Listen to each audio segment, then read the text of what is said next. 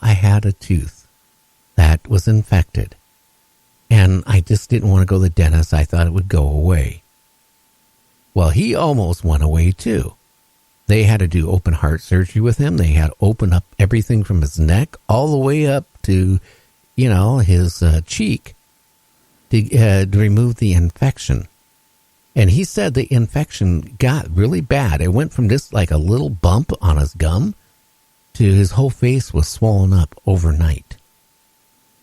So you got to be careful. So, I mean, if you have any abscessed teeth or any, get to the dentist. Don't wait. Yeah, didn't you have a issue with the tooth, not on that level, but similar just last year sometime, didn't you? Oh, yeah. Yeah, they're no joke. I had one similar to that, too. Well, the problem is sometimes the antibiotics that they give you may not be strong enough for the right one, so you really, that first day or two when they give it to you, before you can make a long-distance trip or something, you need to monitor what's going on because you may have to go back. Well, I have 2 root canals that literally broke down under the gum. And I went into the dentist back here about 7 months ago. And I was having, a crown put on. And I said, well, hey, do we need to get these removed? He goes, you really don't have to worry about it because those were sealed. When they do a root canal, they go through and they seal the chamber. Mm-hmm. So, but I sit there and I read stuff like this. I know I have 2 teeth that are broke off below the gums that have root canals in them. But, I'm always worried that, something major could happen. Yeah, it doesn't take much, like you said, because it's like almost a straight source into the bloodstream through the mouth. So, when you get an infection up around the teeth, you really got to beware and keep an eye on that stuff. Well, it's not so much the mouth. Your mouth is the dirtiest part of your whole body. Let's face it. And what is bad is the gums. Anything it gets into the gums, that bacteria immediately gets in your bloodstream. That's the bad part. Yeah, and again, there's at least 168 known different germs floating around in there at any given time to begin with. Oh, yeah. And, again, you got a pooch, right? And your dog might lick you in your face. Whatever you do, don't let them lick you on your lips or, anything like that. Because, again, there was a guy here a few months ago. It died because his dog licked his mouth and, and it spread bacteria into the guy and it killed him. Yeah, I seen that. What else I seen is similar to that. Lady. The dog licked her in the eye, and she lost her eyeball because of the same principal infection from the dog licking her in the eye. Oh, yeah. And, for years, people used to say, oh, dogs have one of the cleanest mouths. I disagree with I see what these dogs eat.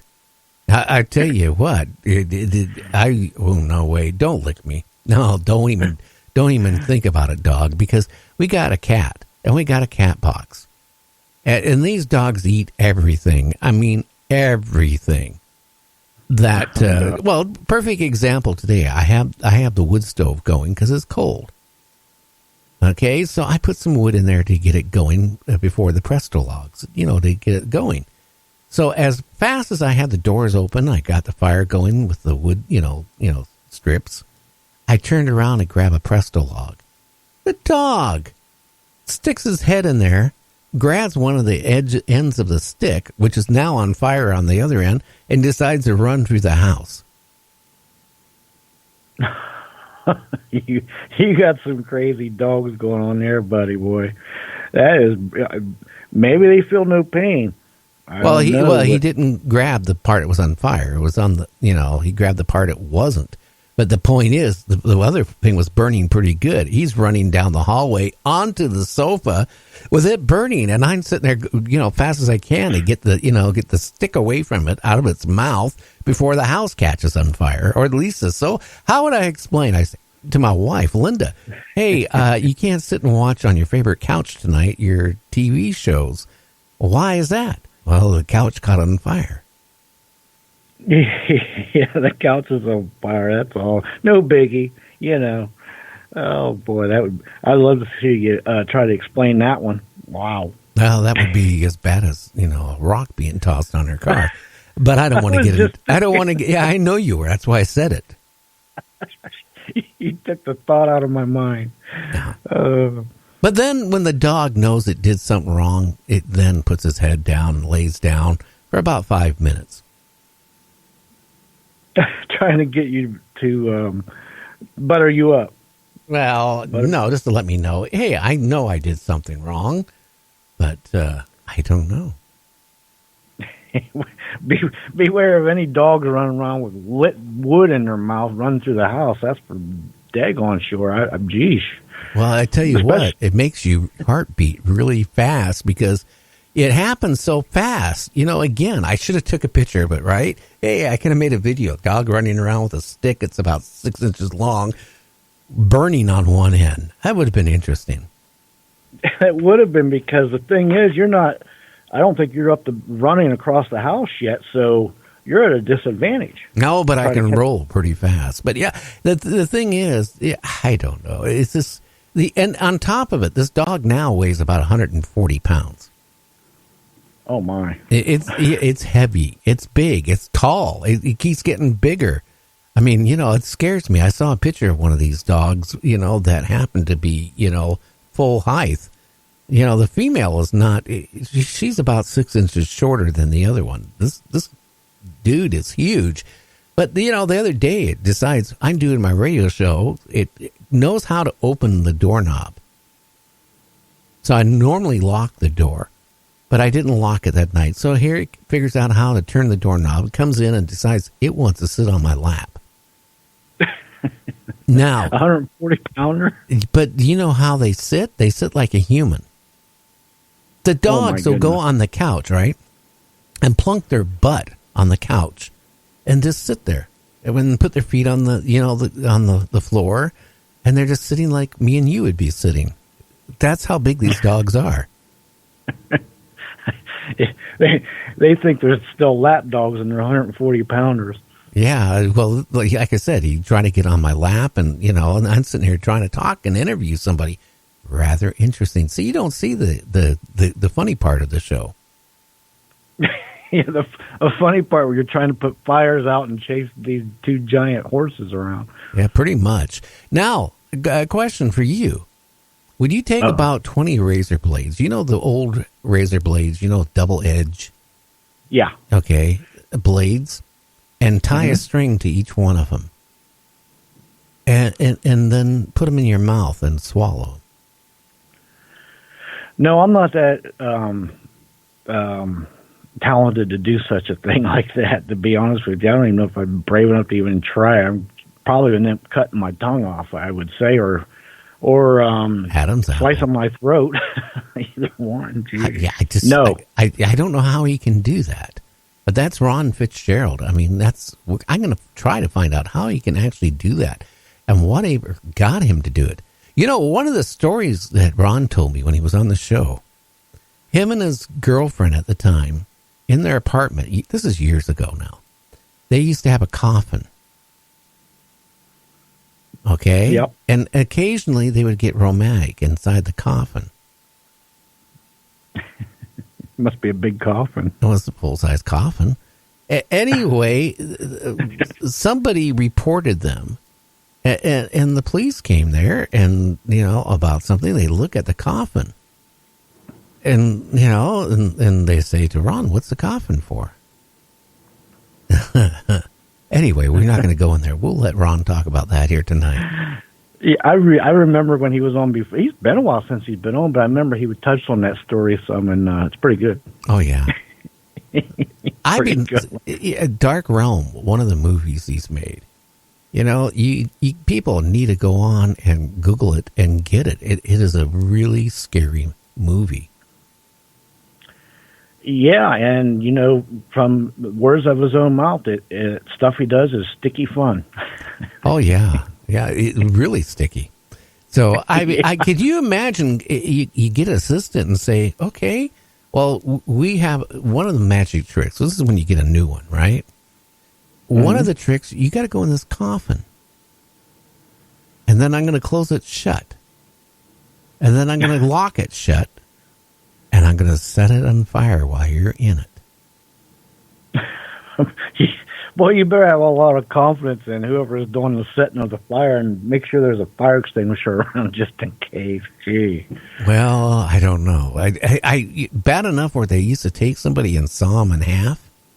Yeah, I remember those, and I know how that trick's pulled off. But they, when you're young and you see it, and you're like, boy, how do they do that? Where's all the blood going? Where's it at? I know. Well, but occasionally, through the years, people have died doing, those type of major tricks. Yeah, that one and the one where they put the swords in the box, because I know how that one's done too. But if your assistant is not on top of their game in the box, and if the person putting the swords in isn't on his game, it could end in a train wreck for sure. Well, I don't know about that, but you sure will get to the point of things really fast. He sure will, and cut right to the chase. Now, last night's show was a huge listenership. It was a big hit last night. We were talking about dangerous UFOs and all this stuff. Yeah. But you know what? It gave me a lot of thought. They're not here. They're not really here to help us at all.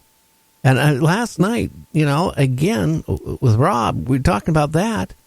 I mean, it was very, well, even with his research he's done, we realize that if you think that they are here helping us, you got another thing going. Remember, we talked about things like the implants, taking your DNA, changing your DNA, cloning us, and maybe your loved one might not be who you actually married in the first place. Or generations down the road, like the old sleeper cells from Russia, or I should say Soviet Union, could just be waiting there for the command to take over. That's right. We did touch on that, because between the alleged hibernization and the reprogramming of the DNA or the mind, you got all these, like you're saying, sleeper cells. Is pretty much the battle from within. What better strategy to beat somebody than have plants inside, like the old Trojan horse, and then activate something, and boom, you're getting a takeover from within. And we've also talked on why they keep coming here and doing what they're doing. They've obviously found what they're looking for, and one of the theories I put out there was we're just a bunch of experiments for their students they bring here to keep practicing on, or I don't know, it's something I threw out there, but it makes sense. I mean, but why couldn't we be just the supermarket? Hey, right, they're exactly. just going just like we do, right? We go a couple miles, right, to our grocery store. We stock up on like chuck steak and top sirloin and beer and pretzels and all that stuff, right? Well, maybe they come through a black hole, and it's a 20-minute ride from their front door to stock up on their, their meat supply. Yeah, and another thing, people always say, well, the reason they don't help us in things is because they're not allowed to interfere and all that. Well, if that's the case, then why are they abducting us if they're not allowed to interfere? They are interfering. They are, because as soon as they abduct somebody, they're interfering. Right. So, exactly. So if anybody says, well, they don't interfere, they better look under the laws, because soon as they take you, right, be it out of your car, out of your bed, wherever, and they abduct you, they have interfered, not just with you, with the human race, society. So they're not here to be friendly. They have their motives. Yes, and I got a news flash. Anytime any entity or person or whatever takes you without asking you and does all kind of crazy stuff to you and then tries to erase your brain and place false memories in your head, these are negative things that have negative overtones. There's nothing positive about that. Yeah, I just keep thinking the invasion of the body snatchers.